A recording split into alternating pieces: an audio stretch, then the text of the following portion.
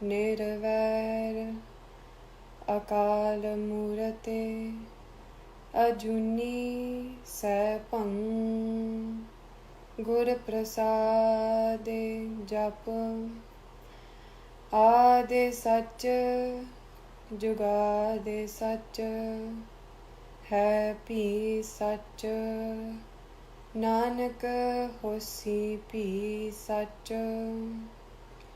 Ik Oankar Satnam Karta Purakha Nirpao Nirvair Akala Murate Ajuni Sapang Gur Prasade Japa Ade Sacha Jugade Sacha Happy Sacha Nanak Hosi Pi Sacha Ik Oankar Satnam Karta Purakha Nirpao Nirvair Akala Murate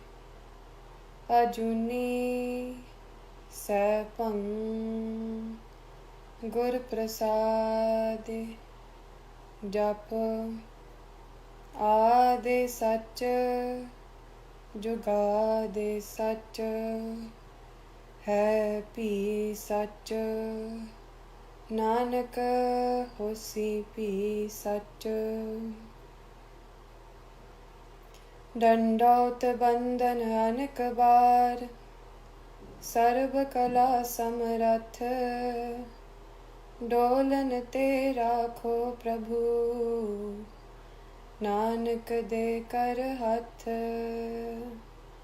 Dolan Te Rakho Prabhu Nanak De Kar Hath Vaheguru Ji Ka Khalsa, Vaheguru Ji Ki Fateh. To everyone who's watching, with the blessings of the Guru, with the blessings of Vaheguru, I would like to wish everybody a very happy Prakash Purab of Guru Har Gobind Sahib Ji's.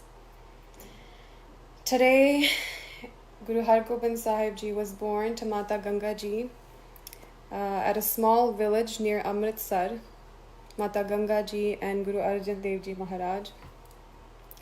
And Guru Har Gobind Sahib Ji gave us a lot of gifts, a lot of notable gifts, and amongst the most notable ones was the gift of Miri Piri, which was when Guru Har Gobind Sahib Ji first militarized and mobilized a unit that would defend the way, the path of Guru Nanak Dev Ji, because up until that point, there hadn't been a guru that formally had picked up the sword. And often we hear about Guru Har Gobind Sahib Ji a line that said, Dal Panjan Guru Surma Bad Joda Bahupar Upakari. And that word Gur Surma, or the two words Gur Surma, are so significant in the fact that they're said as Guru Surma, because there's many Surmas in the world. Surma or Surbirta means courageousness, to be brave.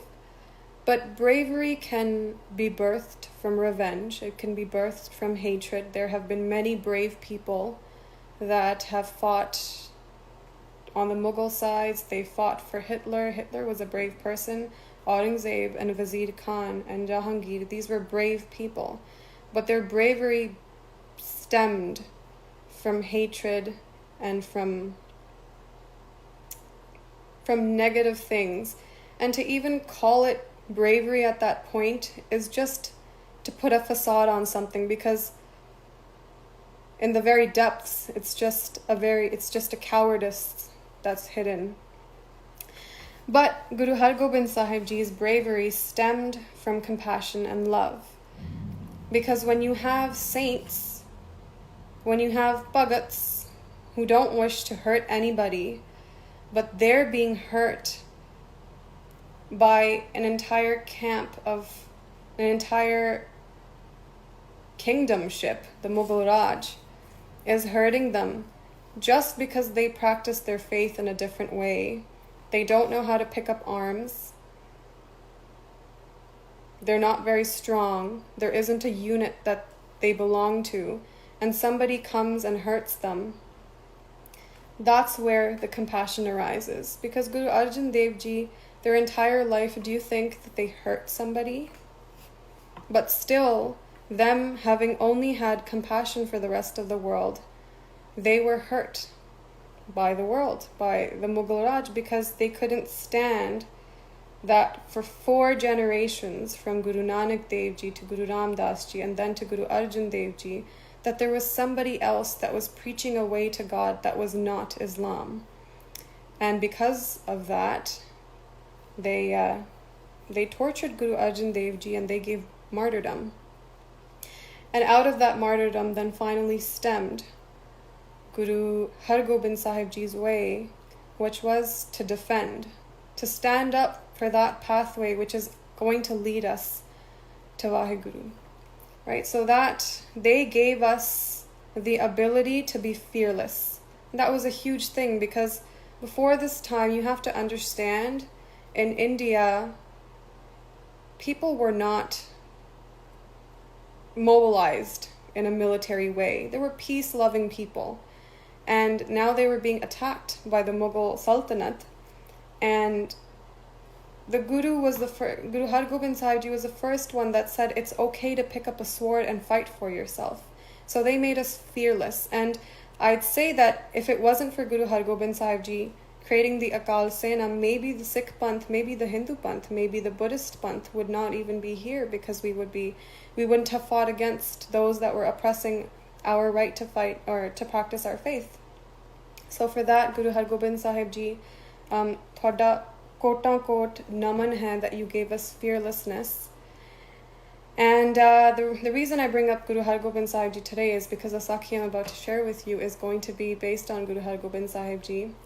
The one thing that I want you guys to remember is that even though Guru Har Gobind Sahib Ji was this great warrior, and their appearance has been written down in Suraj Prakash as being very tall, when you looked at them, there was something that attracted you towards them. They were so noble, so graceful, and very strong and powerful, that even besides that, the warriorhood inside of them, that their core was actually the same as the core as Guru Ram Das Ji.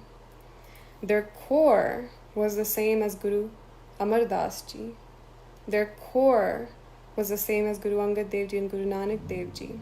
And so today the Sakhi I'm going to share with you is a Sakhi that will tell us that in Guru Surma, Guru Har Gobind Sahib Ji is first and foremost a Guru. They're the Guru. And in the Kabit Savaiye of Bhai Gurdas Ji, there comes a shabad that I'm sure a lot of you are aware of. Everybody talks about it in their kathas. So I'm just going to recite that just so we start off this katha from there.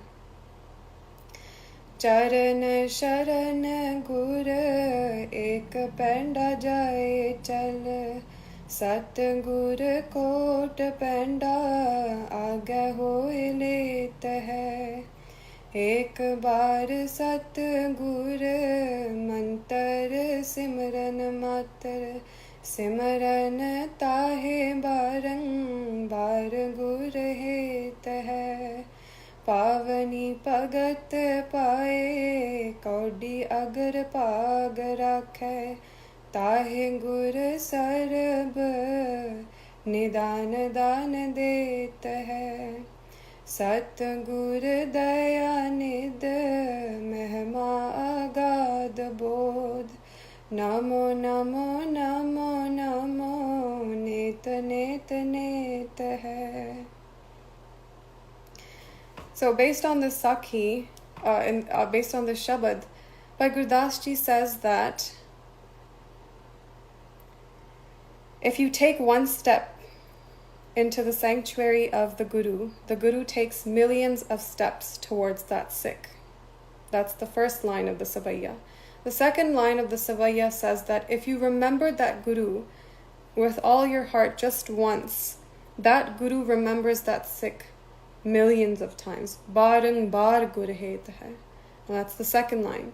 The third line talks about, even if it was all you could afford, but you gave it with all your heart, just a penny to the Guru would return that in giving you treasures.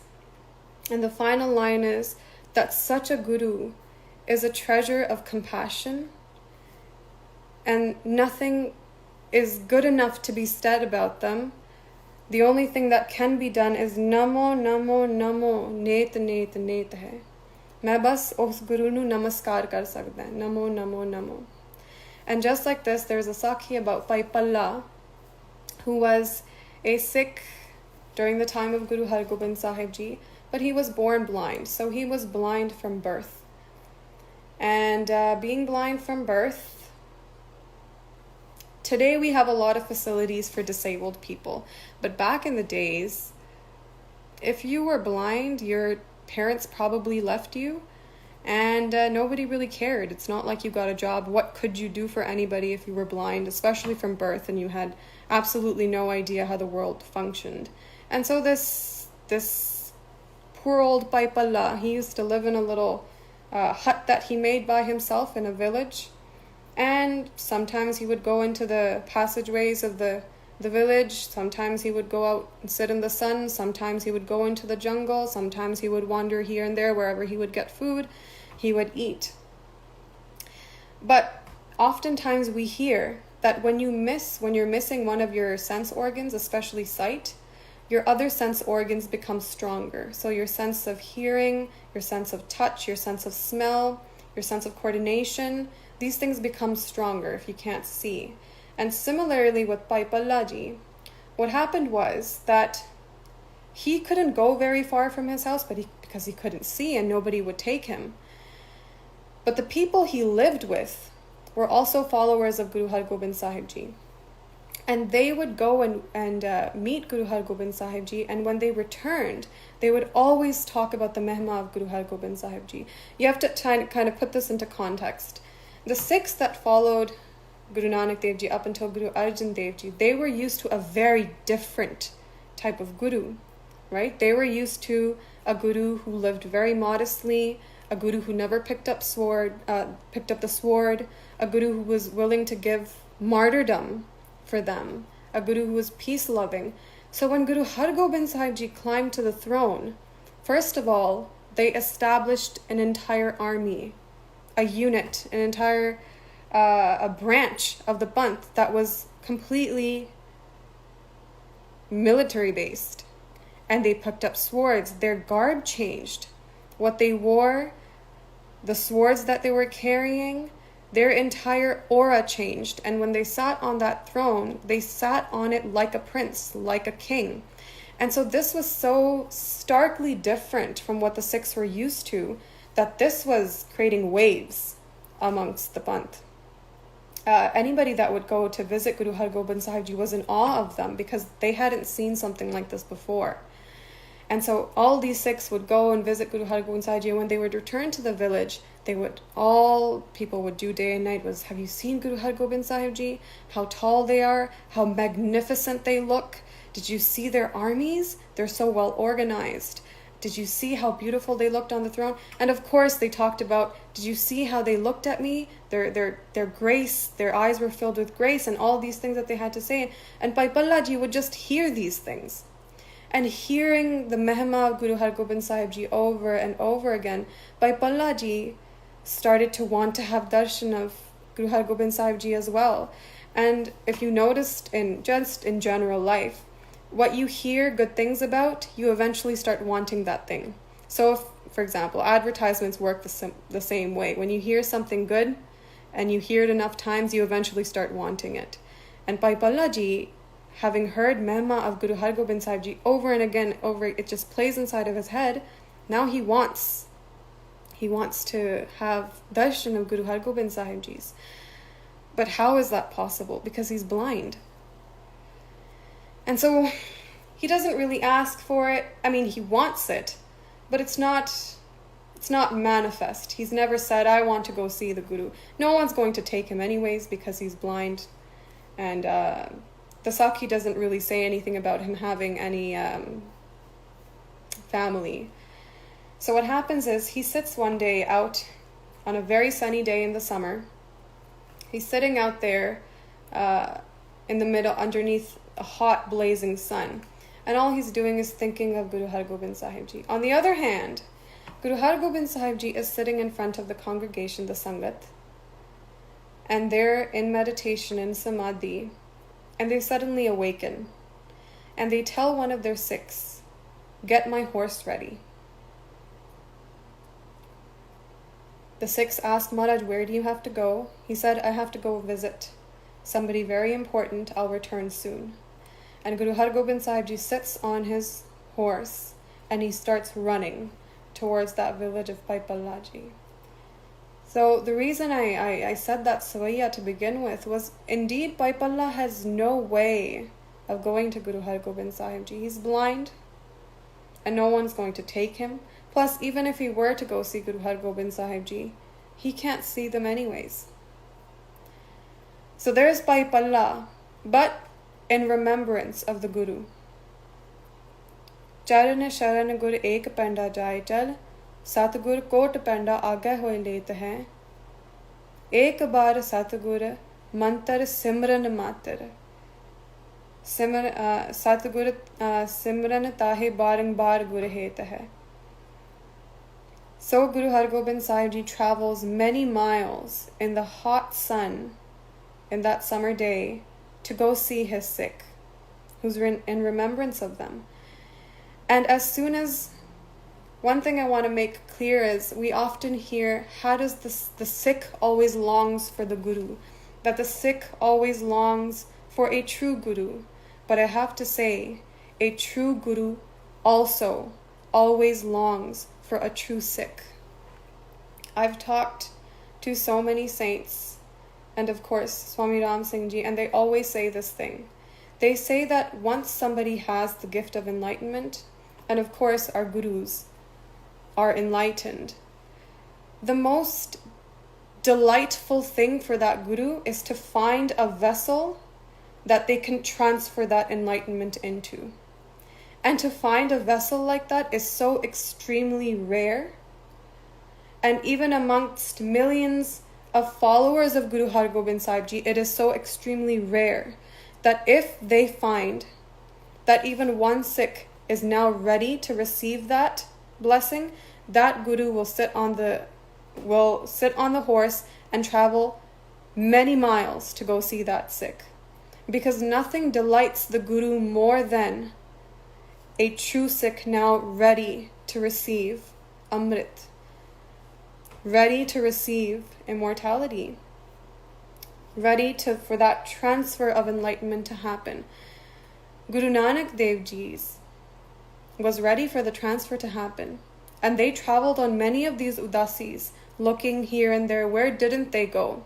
They went to Pailalos, they went to different places. Why? Because they're looking for that vessel that is ready for the transfer of Amrit, that is ready for the transfer of enlightenment to happen.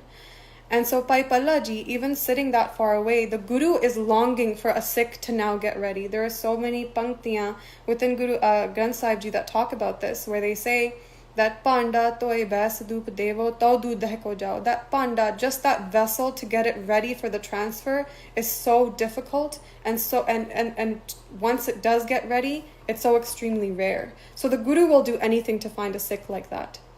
And so here's Guru Har Gobind Sahib Ji running in the hot sun on his horseback alone towards the Sikh. And there's Paipalla sitting, probably in just a very open, sunny area, very hot, but he has nothing else to do. He's sitting there and he's thinking of the Guru, and the Guru suddenly comes. Paipalla Ji hears the steps of the horse, and he feels an aura of Anand encompassing him, and he realizes that somebody very important has come to meet me, but who could want to come to meet me? And Guru Har Gobind Sahib Ji, as they approach, they say, Paipalla, why are you sitting in the hot sun? And Bhai Palla realizes that it's Guru Har Gobind Sahib Ji, the Guru that they've always wanted to see and meet. And Bhai Palla stands up. And what's very interesting in the SIKH is that Bhai Palla Ji actually says, Maharaj, why did you come to meet me in such scorching sun? You traveled that far on horseback under this scorching sun just to come meet me, Maharaj. Why did you go through all that pain? Look at how the Sikh speaks. He doesn't say, I'm so, that I'm about to have darshan of Maharaj. He says, because of me, the Guru has gone through such pain. And the Guru Har Gobind Sahib Ji walks a little closer, gets off of the horse and says, Bhai Palla, you are remembering me and your love is the one that pulled me towards you. And Bhai Palla responds, Maharaj, main to thanu hamesha hi yaad karda rehna hai. I'm always in remembrance of you. But why did you come on such a hot day and under such a hot sun? Because of me, you'd have to bear the pain of the hot sun. And I just want to make a little mention here. The organizers that asked me to do this katha, they asked to present something on the longing. How do we long for the Guru? How do we long for something divine? And actually, there's a distinction that has to be made here between love and desire. So listen to this one carefully. For the sake of another's happiness, for the sake of the other's happiness, to lose oneself is love. For the sake of the other's happiness, to lose one's own is love. And for the sake of one's own happiness, to lose another's is desire. For one's own happiness, to lose the other's is desire. So I'll say it again in Punjabi. दूसरे दी खुशी वास्ते अपने नू मिटा देना प्रेम है और अपनी खुशी वास्ते दूसरे नू मिटा देना ये वासना है. The key difference between love and desire is where their centers are. The center of love is in the other, the object of love. But the center of desire is is me. So you see in speaking how Bhai Palla is speaking, Maharaj, because of me you had to suffer so much. His center is not him. His center is Guru Har Gobind Sahib Ji. That is the essence of love. So either you can make the center of your relationship with Vaheguru or your relationship with Guru you, or the center of your relationship can be the Guru. And if you look in nature, this is actually the method for grace. A lot of people ask, I don't have grace upon myself. Kirpa doesn't happen to me, it happens to everybody else. That's not. The method for grace is to shift your center.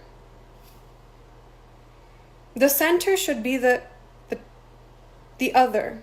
Once the center becomes the other, whether their grace happens, whether they love me back or not, it doesn't matter anymore. Because your nature becomes love. It's not a transaction anymore. See, within the world, love is very transactional, even though we don't like to admit it. The transaction between a husband and a wife, the transaction between parents and a child, even though we tend to think, no, those are very pure, the purest types of love that we experience, still they are transactional.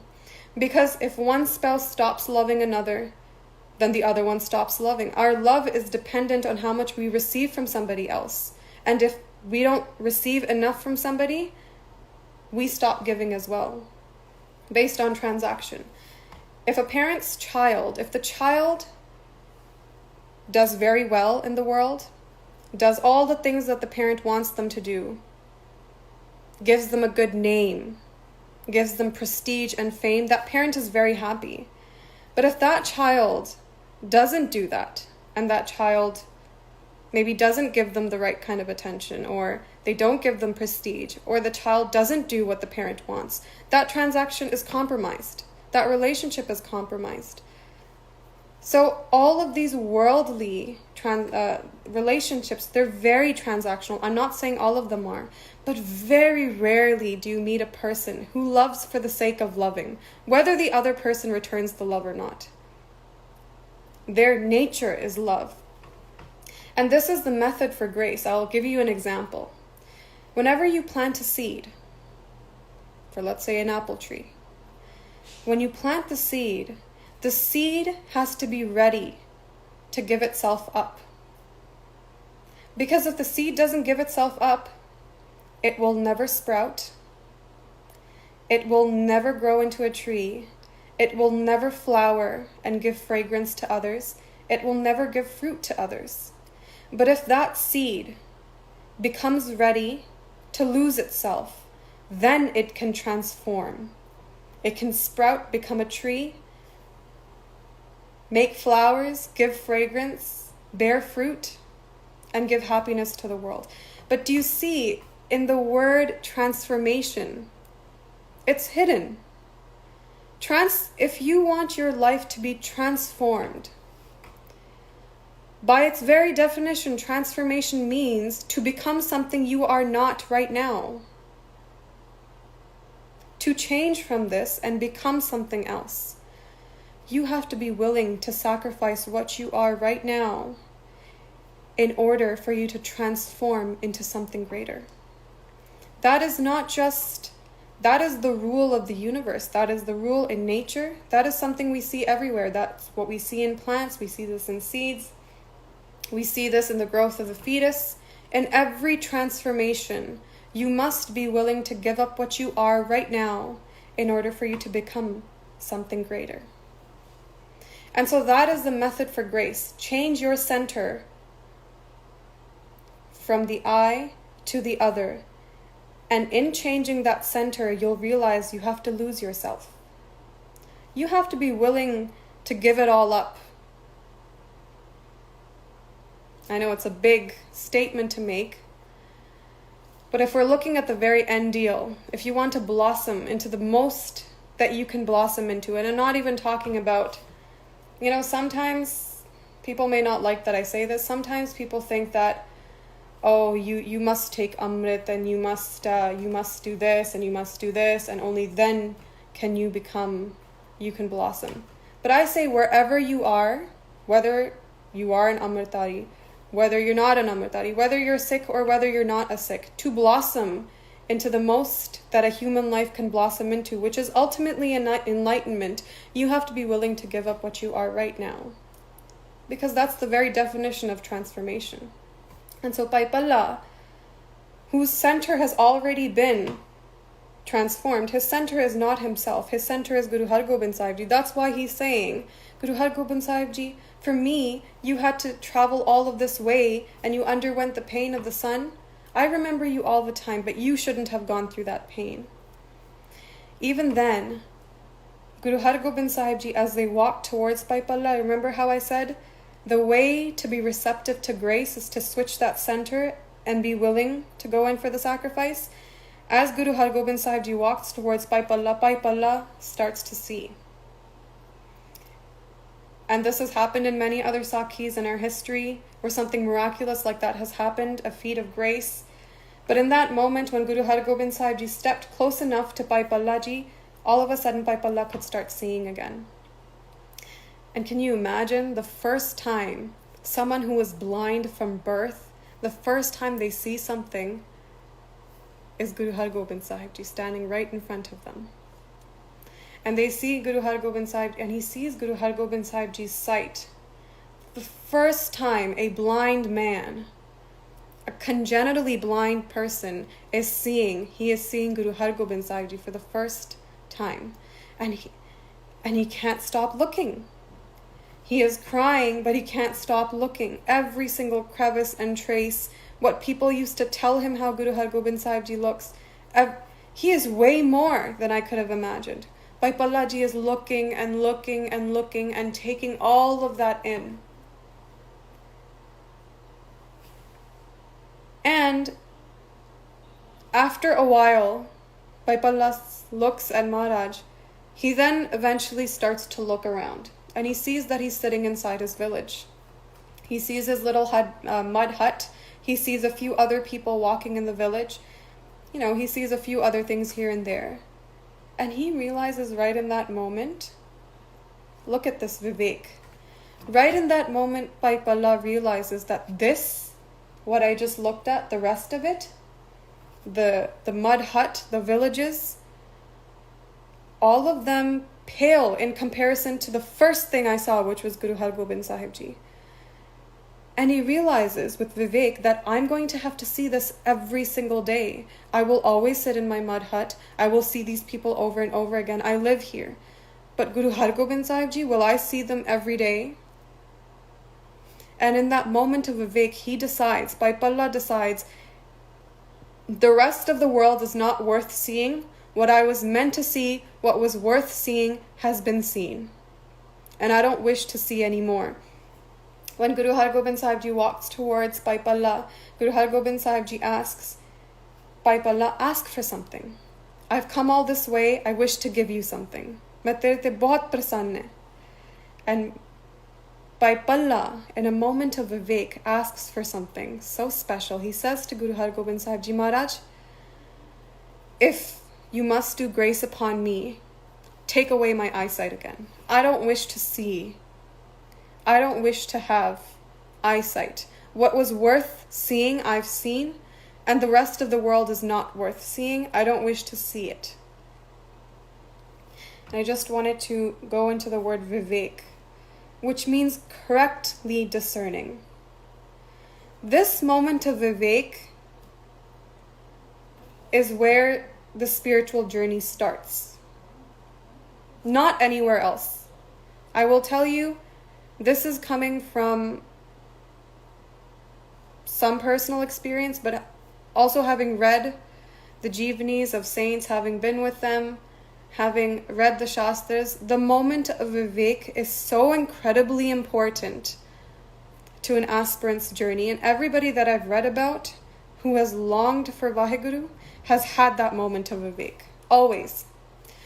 Baba Buddha Ji, when he was very, very young, saw wood burning in fire where they used to make rotis and prashade, and he saw little twigs burning faster than a big piece of wood. And just with that, he went to Guru Nanak Dev Ji and said this, with this much Vivek in a small child. He said, I saw that small pieces of wood, the twigs, were burning up faster than the big piece of wood. I am small, and everybody around me is much older than me, but I might actually die before they die. That's what Baba Buddha Ji said to Guru Nanak Dev Ji. In that moment of Vivek, Baba Buddha Ji asks Guru Nanak Dev Ji, tell me how I get past death. That moment of Vivek, tell me how to get past death, is the same thing as asking for Vaheguru Ji's darshan. I don't have enough time to explain that now. But they asked for Vaheguru's darshan just in that moment of Vivek. Gautam Buddha, having lived, I think it was about 30 years of his life inside of a palace with all types of luxury. The first time Gautam Buddha stepped outside of his palace, for the first time he saw an old man, somebody who aged. For the first time he saw somebody who was sick, somebody whose health deteriorates. For the first time he saw somebody who was dead. Somebody was taking, you know how in they used to do Ram Naam Satya Hai, Ram Naam Satya Hai when somebody passes away. For the first time he says, and he asks his charioteer, what is all of this? The charioteer wasn't allowed to tell him, but Gautama pressured him, tell me what this is. And he said, what was the dead man? And the charioteer had to tell him, everybody dies.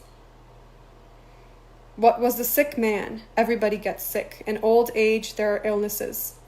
What was the old man. Everybody turns old. Skin gets wrinkly. And in that much, Gautama asks his charioteer, turn the chariot around. And he goes back to his palace at nighttime. And just that night, he leaves. That moment of Vivek is so incredibly important. And if anyone's life, any enlightened being's life history you read about, that moment of Vivek will be there. And if it's not there, I'll tell you, it hasn't been recorded. Almost everybody across the board has that moment of realization, that Vivek. And here Paipalaji is having it in the sense that what was worth seeing has been seen, and everything else that I can see is not worth seeing. And he asks, someone who is congenitally blind gets to see for the first time, and their first wish is, take my eyesight back. How much Vivek, how much discernment must that person have? Paipalaji then asks, take my eyesight back. And Guru Har Gobind Sahib Ji looks at him gracefully and says that what I've given, I don't take back. The bakshish that I've already done, I'm not going to take back. But Paipalaji, I'm going to give you one more thing. And Guru Har Gobind Sahib Ji says, I am giving you the ability that anytime you remember me, anywhere you are, anywhere you look, I will appear. And you will have my darshan. And Paipalaji was given the gift that anytime he remembered Guru Har Gobind Sahib Ji, anywhere he was, anywhere he looked, he could have sakshat, prataksh darshan of manifest darshan of Guru Har Gobind Sahib Ji. So ultimately I want to end off with, the Guru is not interested in your wealth, and they're not even interested in how you look or your abilities. They are interested in the nature of your mind. And I really use those words carefully. I really mean to say it. The nature of the mind is what the Guru cares about. Because we are made of three things. We're made of the body, or a little bit of the body. We're definitely made of the mind, something that inhabits the body. And the third thing is that we're made up of the substance of Vaheguru. Vaheguru is within us. Maharaj tells us that all the time. These three things we're made up of. The Guru is not going to... Vaheguru is in everybody. So Vaheguru doesn't care that they are also in everybody. So the Vaheguru portion we can leave. 2 portions left. The body and the mind. The body cannot be changed. What does the body even have that is worth changing? Within 30,000 days, which is the average lifespan of somebody who lives in Canada, 30,000 days from birth to death, the body comes and the body goes. There's nothing much more to be hoped from the body. So then there's only one thing left. The mind. The thing, the vessel, remember how I started and I said that the Guru cares that the vessel is ready, and that vessel is the mind. The Guru cares about your nature. And I have to tell you something. All of our very core natures, our very inner natures, consist of love, compassion, forgiveness, contentment, innocence. These Daivi gun, this Daivi sampatti, these qualities, they exist within us in our very inner core. Look at a child. Have you ever seen a child? The child does something bad. The mom slaps the child cries for a little bit. Now, does the child hold a grudge for the rest of their life that my mom pushed me aside? She slapped me? No, the child within just 2 minutes goes running back to that mom. Goes running back, completely forgets. The child loves so freely. They're so compassionate. They don't hold grudges. They're so free. They're so content. Have you ever seen a child say, I don't have enough? A small little infant is completely content with the world. But the characteristics of hatred, cruelty, jealousy, greed, cunningness in the mind, these things are given to us from the outer world. These things are given to us by society every lifetime, over and over and over again. And these qualities, they start to encompass our core in such a way, they become thicker and thicker and thicker. And as we grow older, I'm sure you notice, if you were so darn happy as a child, what the heck happened when you become an adult? Where did everything go wrong? The stuff that the world gives us, it starts to thicken harder and harder and harder upon us until we completely lose connection with the inner core.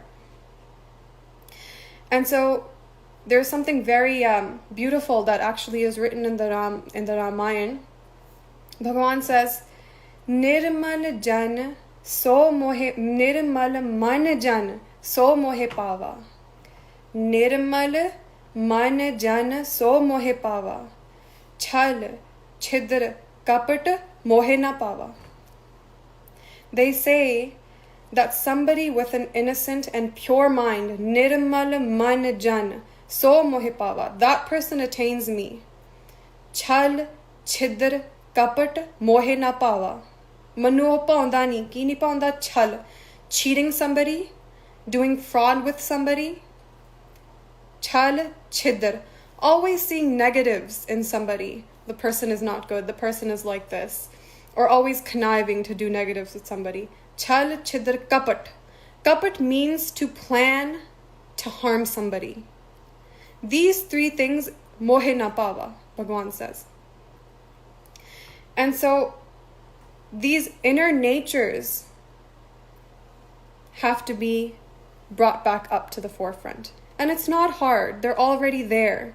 We just have to practice getting rid of the outsides. There's two worlds to remember. The world of the inner and the world of the outer.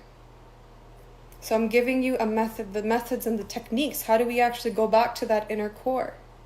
We talk about look within yourself. Jan Nanak bin Apa China Mitana Pram Ki Kai. Guru Tegh Bahadur Sahib Ji gives a stamp and he says, without knowing your inner self, you'll never be free from the illusion. They say that. Pratakshan Darbani. Jan Nanak bin Apa China Mitana Pram Ki Kai. And there's so many shabads, for example, Apa Made Ap Pargasya Paya Amrit Nam. To fully be immortal, you must find the inner core. And it's said throughout Gurbani. So then how do we find the inner core? How do we get rid of whatever else is hindering us from the outside? Two worlds. One is the world of the inner, one is the world of the outer. And the world of the outer is literally everything. When you open your eyes, whatever you see, including your body, is the world of the outer. All your objects, your pencils, the tables, all of the inanimate world, that's the world of the outer. Your cell phones, your mobile phones, the television. Even the people you live with is still considered the world of the outer. And then what else can you see? The body. Even this body is considered the world of the outer.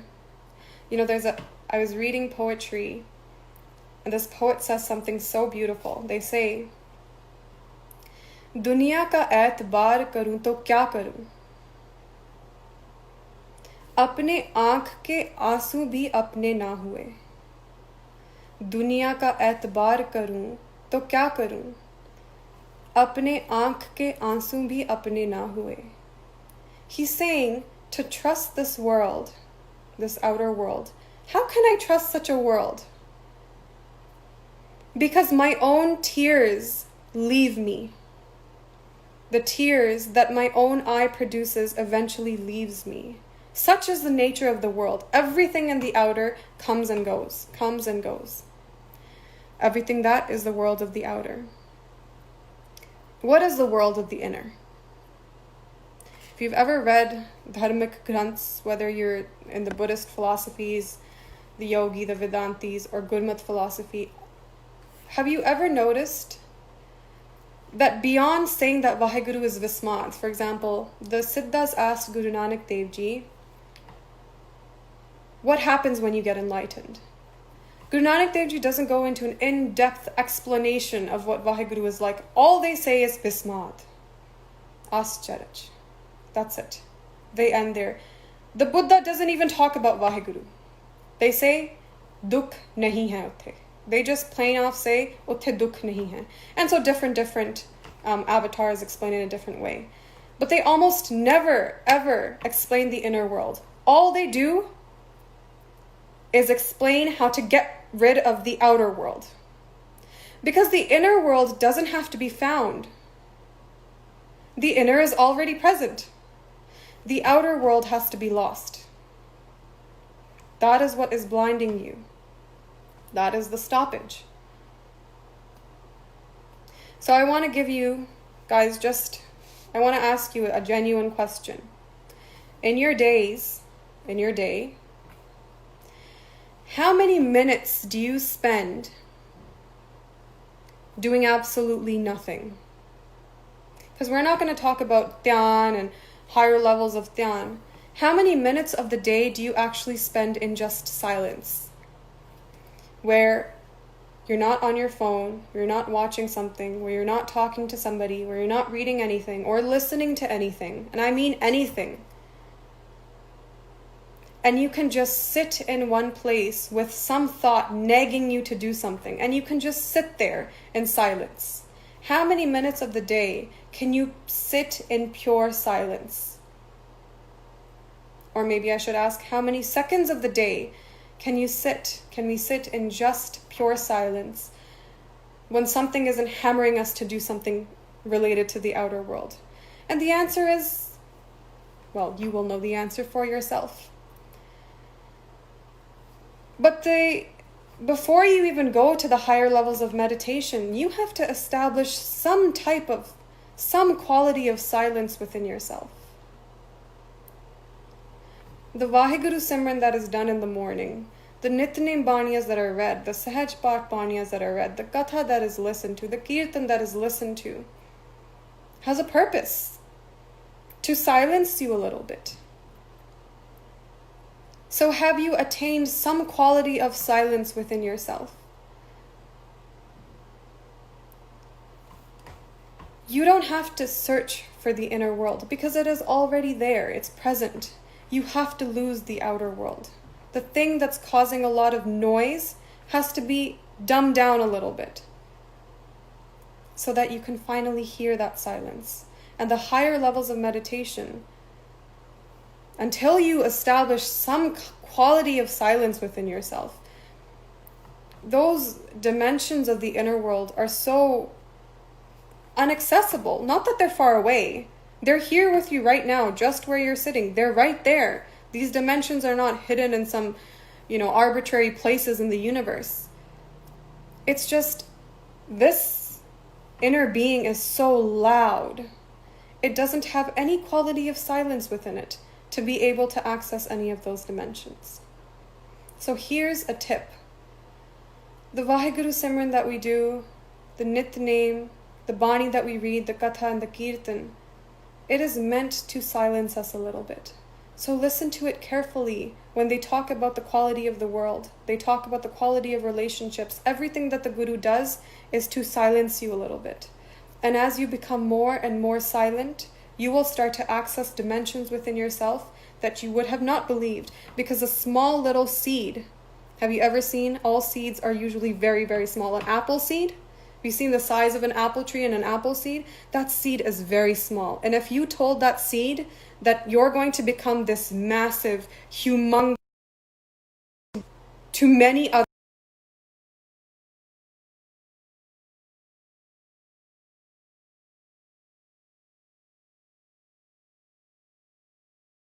seeds, that little seed will believe it.